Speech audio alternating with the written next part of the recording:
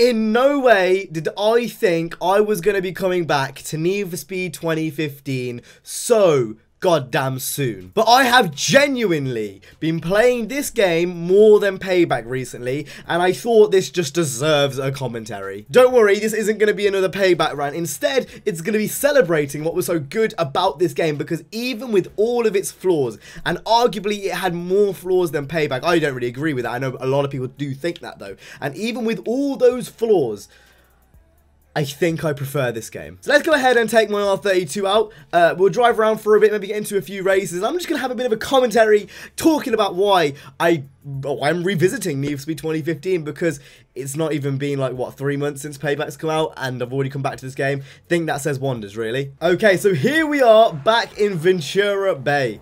Is it Ventura Bay? And immediately, I'm playing on Xbox One. I'm playing on the normal Xbox One version of the game, and you can immediately notice the game looks so much better. I'm not sure whether it's just because of the rain or what it is, but it 100% looks better. But that is not the reason why I play Need for Speed 2015. I was in one of the very kind of few people that didn't really mind the physics. I played so much of this game, I learnt the physics, in fact. And I know a lot of people will like have a go at me for that, but it's one of those things.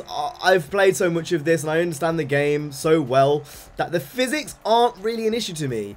They do have their problems, but I've got to the point now where I've got cars that I know are tuned well, and I've got, you know, I've got to grips with the physics more, to the point where that's not really a problem. I play manual as well in this game, which I know is a shock to a lot of people, but I actually play manual in this game, and I kind of understand little kind of tendencies the game has, like when certain times cars will drag out to the side. It will happen in certain situations, and those can be circumvented. Not an excuse for the poor physics, because that hasn't really changed in the past game either. But it's just one of those things. I've kind of got used to it in this game, as where in Payback it feels almost less rewarding. That might be because they're actually more fixed.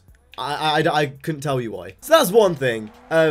I just feel like the physics and the racing is more rewarding. Not only that, but the tracks are also much more just better. There is country roads, but the only country roads you're going to see are in this area and in El Rey, which is a Japanese mountain. So you've got, you know, your LA hills here on one side, and then on the other side, oh look, it's Amy. Oh look, it's another racer in the open world. How about that? I don't want to ruin his race, so I'm actually gonna skirt off real quick.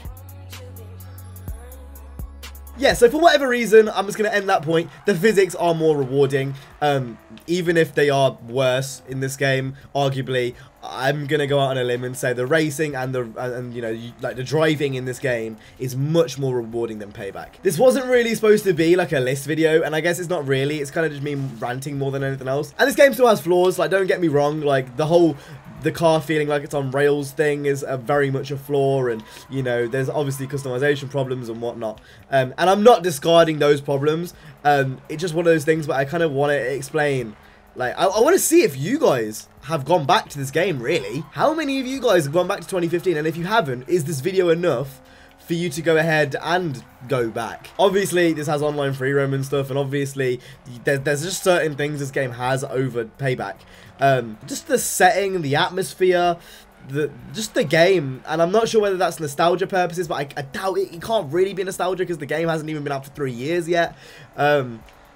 I just find, I don't know, it's just hard to explain. The interesting thing about all this as well, and I'm not sure if it applies to a lot of people, but I have talked to a few YouTubers, and a lot of them are going back to this game. It's not just me. I won't mention names, obviously, but I have talked to YouTubers, and it just seems like a lot of people prefer to play this over that, or make cinematics on this over that, and it's so many people. Obviously the looks is a big thing for cinematic YouTubers. Payback was arguably a downgrade in terms of looks, and I don't think you can really argue that. And then even for, like, you know, YouTubers like me who are more into commentaries and gameplays and stuff, I just feel like there's a lot more to do in this game. Prestige mode, you know, obviously Eddie's Challenge came along all those years ago, which is mad to think that this came out years ago. That makes me feel fucking old. The concept of time is literally losing me, because this is mad to think that's came out in 2015. You know, like, I'm genuinely probably going to end up doing undefeated on this game, because even though the RSR and the Huracan are OP,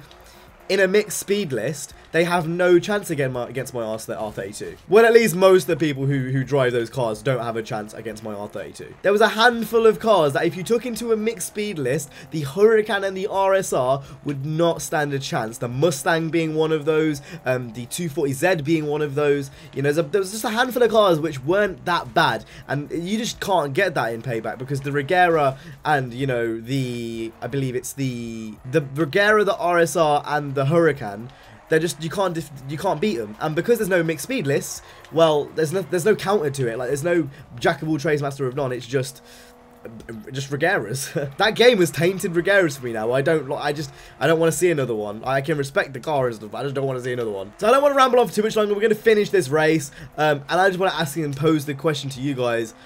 How many of you guys have gone back to 2015? Whether it's just purely for making videos for a YouTube channel that you have yourself, or whether it's, you know, to actually play the game like I do.